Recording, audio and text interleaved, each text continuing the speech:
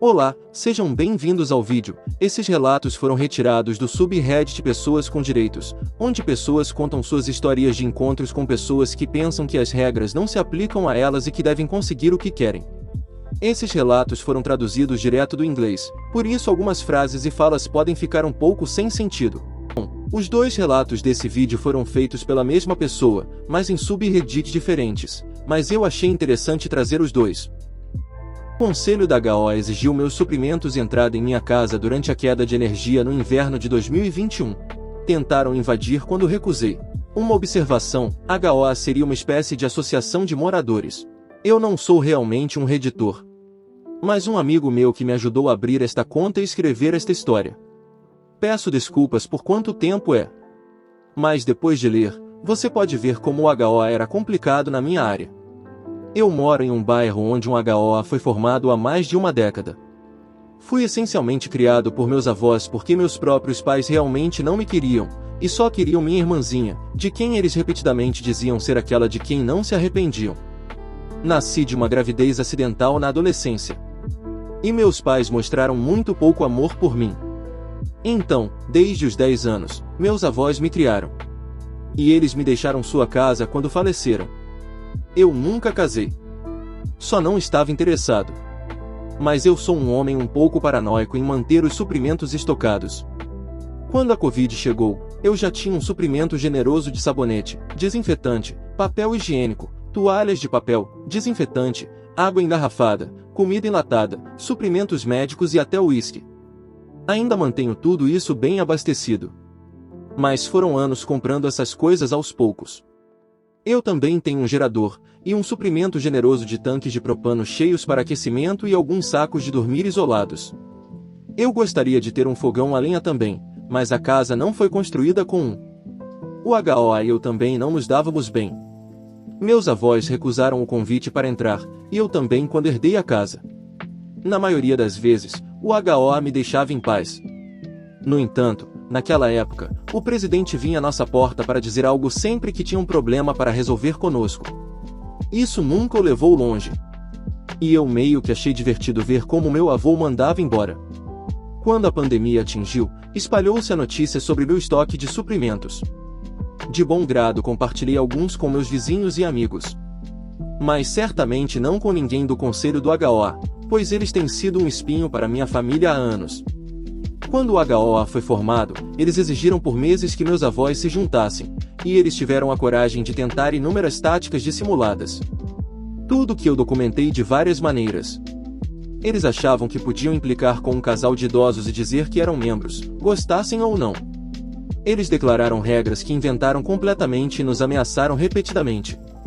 Mesmo dizendo que eles entrariam em casa para tirar nossas armas porque o HOA não aprovava nenhuma arma de fogo, verificamos seus estatutos e não havia nada sobre armas nele.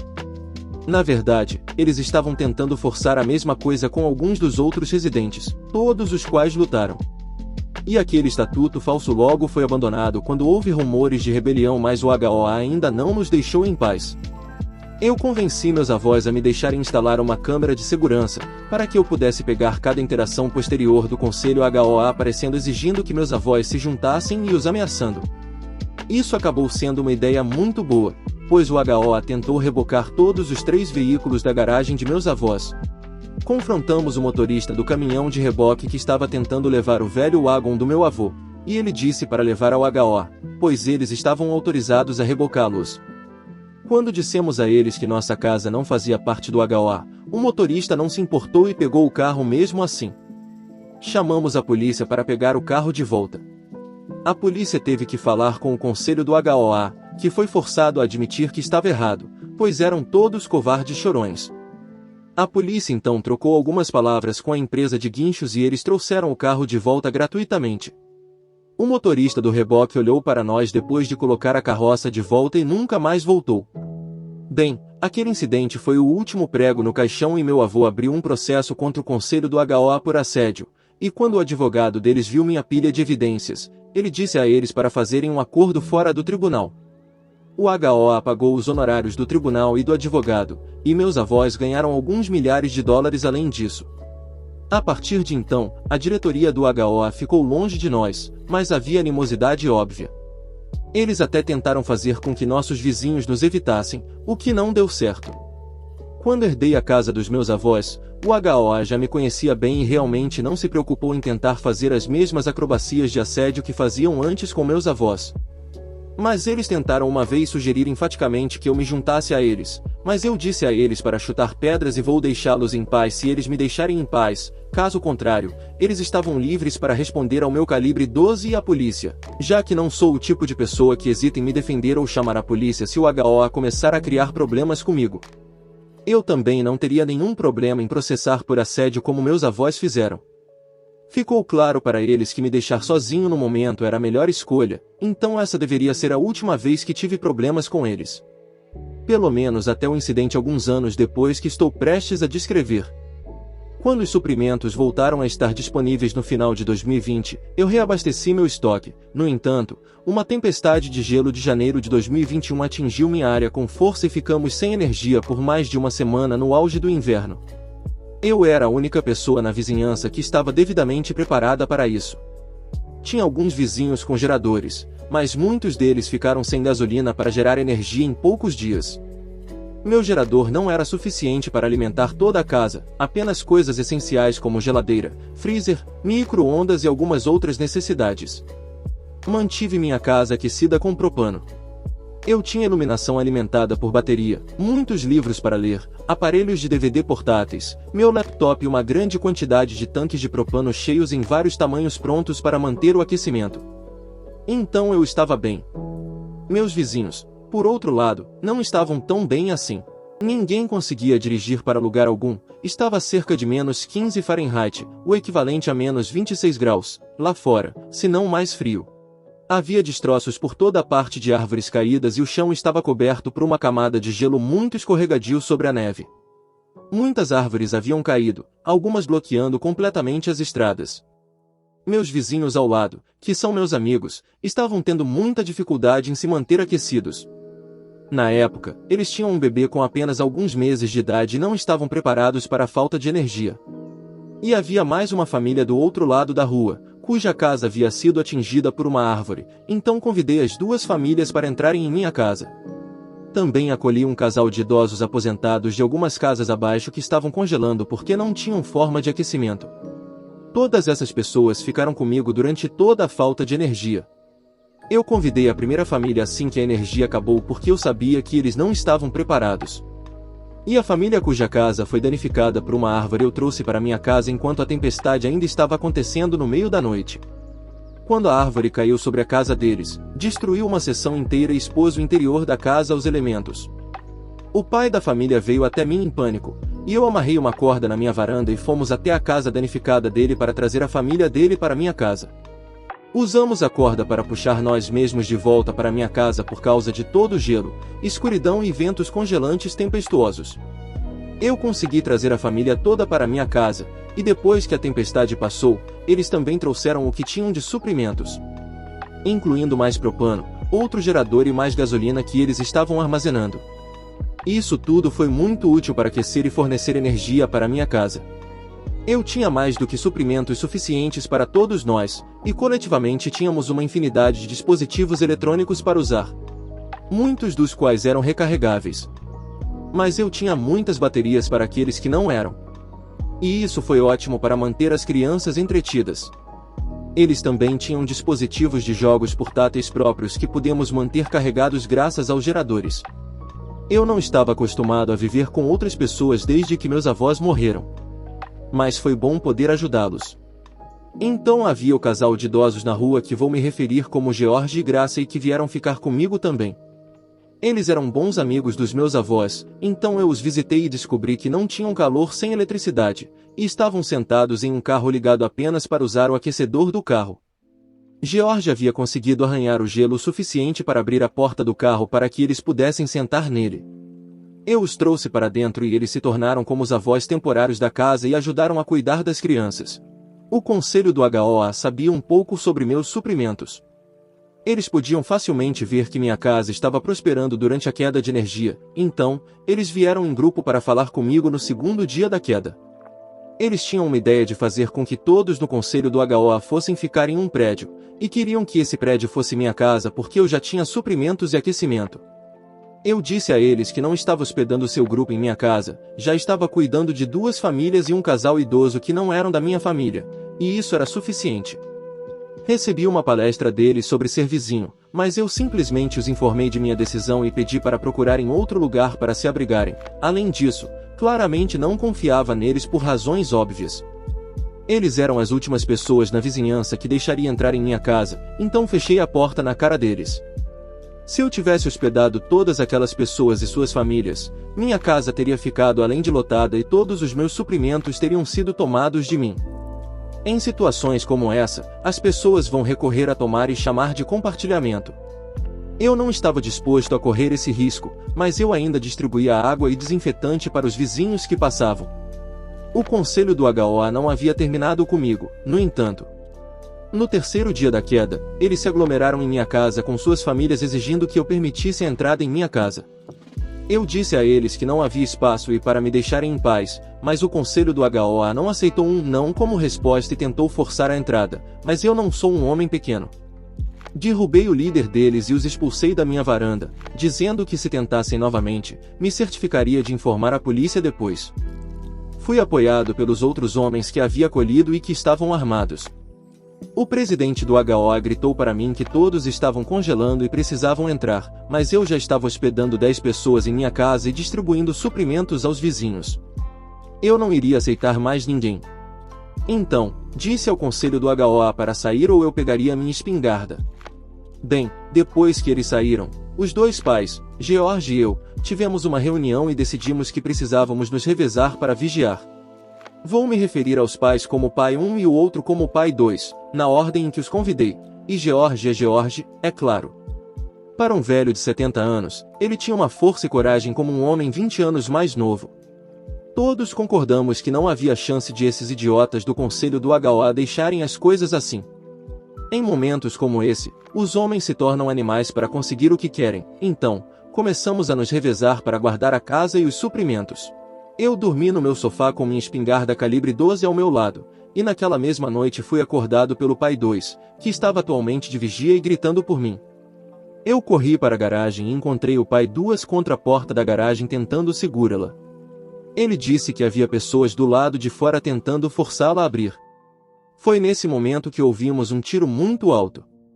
Descobrimos que era George na minha porta dos fundos. Ele pegou sua própria espingarda que trouxe de sua casa e a disparou no ar do lado de fora quando pegou 2 homens no meu quintal tentando entrar pela porta. O pai acordou e veio correndo para ajudar, e todos nós corremos para o quintal dos fundos. Descobrimos que meu portão lateral havia sido forçado, o velho trinco havia sido quebrado. Fizemos nosso caminho para frente a partir daí e vimos cerca de 10 pessoas tentando correr pela estrada com armas em mãos, como bastões, martelos e barras de ferro, e eles estavam escorregando e caindo repetidamente no gelo que cobria a estrada. Todos eles eram membros do HOA e pessoas relacionadas a eles, como seus filhos adolescentes ou irmãos. Os cegamos com lanternas de 1000 lumens e os encurralamos no meio-fio. Os fizemos largar suas armas e George sugeriu que deveríamos quebrar alguns de seus dedos apenas para assustá-los mais um pouco. Todos eles imploraram para que não os denunciássemos à polícia e eu disse para nunca mais voltarem, ou da próxima vez alguém poderia ser baleado. Eles fugiram como crianças assustadas tentando correr em uma pista de gelo. Fizemos um reparo improvisado em meu portão para mantê-lo fechado e, pelo resto da semana, nós 4 passamos as noites em vigília. Jogamos muitos jogos de cartas e tabuleiro, bebemos uísque e fizemos patrulhas regulares ao redor da casa. Ninguém da diretoria do HOA voltou a nos incomodar. Havia uma batida ocasional pedindo ajuda de alguém precisando de algo, no entanto. Os vizinhos realmente precisavam de água, e eu estava ficando sem ela, então comecei a derreter gelo em panelas e fervê-lo em uma placa elétrica, enchendo jarras. Isso deu a vários de meus vizinhos água potável limpa. O restante da queda foi sem grandes eventos até que o degelo começou e mais coisas começaram a cair conforme o gelo se quebrava. Quando o gelo e a neve finalmente desapareceram, os danos generalizados eram bastante evidentes. Levou meses para o condado limpar todos os detritos. Descobrimos mais tarde que os outros vizinhos seguiram nosso exemplo e basicamente se juntaram em grupos de 3 ou mais famílias por casa para tentar se manterem aquecidos e compartilharem suprimentos. Praticamente todos os membros da diretoria do HOA não eram bem-vindos em participar, já que eram odiados por praticamente todos naquele ponto.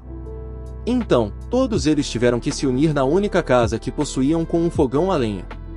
E queimaram praticamente qualquer coisa que pudessem colocar as mãos, alguns dos quais foram roubados de vizinhos.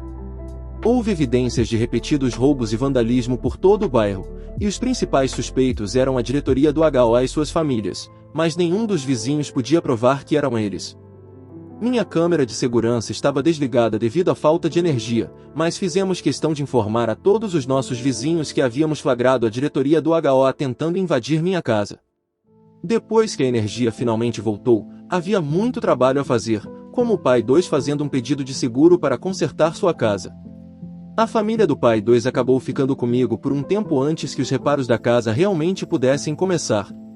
A casa antiga de George e Gracie sofreu algumas tubulações quebradas devido ao frio congelante, mas George é um encanador aposentado, então, ele lidou com isso. Um grande galho caiu no carro do pai 1 e causou danos suficientes para que fosse considerado uma perda total. Eu realmente não tive tempo para ajudá-los muito, já que tive que voltar ao trabalho alguns dias depois que a energia voltou, e fiquei muito ocupado por um tempo. Cansados da diretoria do HOA, a maioria dos moradores do bairro solicitou uma reunião de emergência da associação em fevereiro. E nessa reunião, eles queriam que toda a diretoria renunciasse. Eles se recusaram a sair e os moradores tiveram que envolver advogados. Foi para o tribunal e a própria associação foi considerada culpada por violar a lei de várias maneiras e desviar fundos. Toda a diretoria foi fechada para uma investigação completa. Inicialmente, era apenas um fechamento temporário e depois se tornou permanente. Todos os antigos membros da diretoria deixaram o bairro, e acabei virando grandes amigos do pai 1 e pai 2. E nós somos amigos regulares de beber na varanda. Eu visito George e Gracie de vez em quando também. Eles todos começaram a manter suprimentos como eu também, apenas por precaução, caso algo assim aconteça novamente. Meus pais me expulsaram quando criança e esperaram tudo de mim quando meus avós morreram. Não sei porquê, mas minha postagem no subreddit Pais com Direito foi removida. Meu amigo que me ajudou a criar esta conta repetidamente me pediu para postar esta história e agora diz que é bom demais para não colocar aqui. Tudo bem, vou fazer isso mais uma vez. Como outros devem saber, mencionei em meu post do HOA sobre como meus pais me odiavam e amavam apenas minha irmã. Esta é a história disso. Nasci quando minha mãe e meu pai tinham apenas 17 anos. Isso forçou meus pais a abandonar o ensino médio e cada um obter um GED, Desenvolvimento Educacional Geral, para que pudessem encontrar trabalho imediatamente. Meu pai, especialmente, não gostou disso porque sonhava em jogar futebol na faculdade, em vez disso, teve que trabalhar em um posto de gasolina. Ele disse na minha cara muitas vezes que eu arruinei o sonho dele. Minha mãe quase não me criou porque ela também tinha que trabalhar. Eles tinham uma velha rabugenta ao lado que me observava a maior parte do tempo. Ela não era tão ruim, ela me deu mais atenção do que meus pais. Meu pai acabou conseguindo um emprego melhor como gerente devido à sua experiência em administrar o posto de gasolina. Foi logo depois que minha mãe engravidou da minha irmã. Eu tinha 6 anos quando ela nasceu. Não me mostraram exatamente muito amor antes disso. Mas uma vez que minha irmã apareceu, ficou bastante óbvio até para mim mesmo de 6 anos que eu era indesejado. Os únicos que pareciam se importar eram meus avós paternos, e de certa forma, minha babá, e eles eram mais parecidos com meus pais porque me tratavam como uma criança precisa ser amada. Morávamos em um apartamento de 2 quartos, e quando minha irmã ficou mais velha, passei de eu dividindo o quarto com ela, para eu ser expulso do quarto por completo.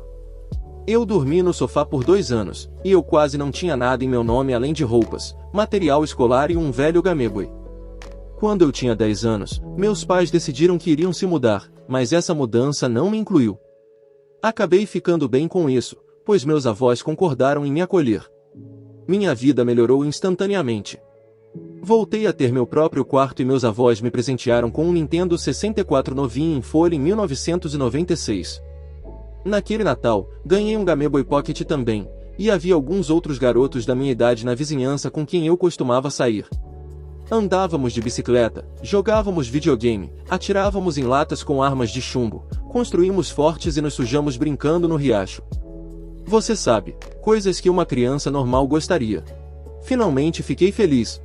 Com o passar do tempo, cresci e acabei me mudando. Mas depois voltei para ajudar a casa dos meus avós, pois eles estavam envelhecendo e vivendo de suas economias da aposentadoria. Então, algum dinheiro do aluguel que eu dei foi muito útil para pagar as contas.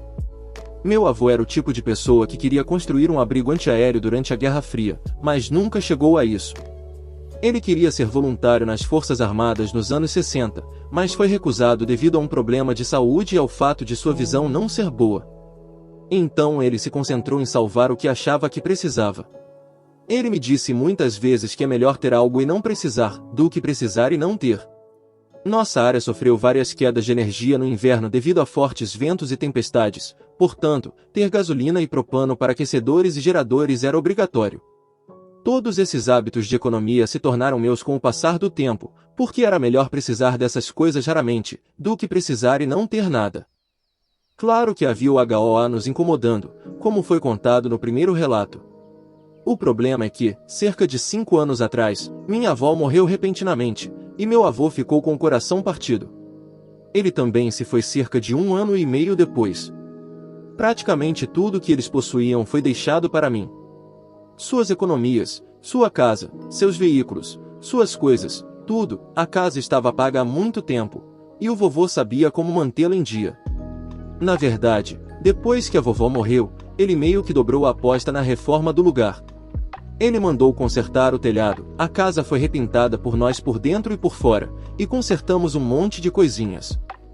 O vizinho do vovô, George, até veio ajudar a refazer o encanamento. Ironicamente, o HOA ficou bastante feliz com essas mudanças, porque a casa não parecia mais degradada. Certa manhã, eu estava preparando o café da manhã e meu avô não desceu. Você não poderia manter o homem longe de seu bacon, então fui ver como ele estava, e ele não estava se movendo. Liguei para o 911 e os paramédicos vieram, apenas para me dizer que ele faleceu durante o sono. Meus pais fizeram do funeral do vovô um show de merda. Eles não se deram ao trabalho de aparecer no funeral da vovó. Eles estavam muito ocupados. E no funeral do vovô eles não pareciam sofrer nada. Minha irmã também apareceu usando um vestido de grife de cores vivas. O que não me deixou feliz, pois era uma função apenas para roupas de igreja. Percebi meus pais sussurrando repetidamente um para o outro e olhando para mim sempre que eu olhava para eles. Venha descobrir na leitura do testamento que meus pais sabiam que haviam sido deserdados há muito tempo por me tratarem mal, e eles acharam extremamente injusto eu ter conseguido tudo. Eles ameaçaram me processar para contestar o testamento, e recebi repetidas ligações e mensagens de meu pai, mãe e irmã me dizendo que eu precisava fazer a coisa certa e dar ao meu pai o que deveria ser dele. Eu disse para todos eles se afastarem de mim com palavras muito mais desagradáveis. Meus pais acabaram me levando ao tribunal para impugnar o testamento, mas o juiz decidiu a meu favor depois de ver o testamento e nos ouvir. Portanto, não foi uma longa batalha legal. O juiz até olhou para meus pais com absoluto desprezo depois de ver o testamento e ouvir sobre o tratamento cruel que tive na minha infância. Ele chamou meu pai de péssimo pai, e que meus avós estavam certos em deserdá-lo. Meu pai apenas abaixou a cabeça em silêncio, mas fez questão de me parar do lado de fora do tribunal e me dizer que sempre fui o maior erro de sua vida, e que se ele pudesse voltar no tempo, ele garantiria que eu nunca existisse.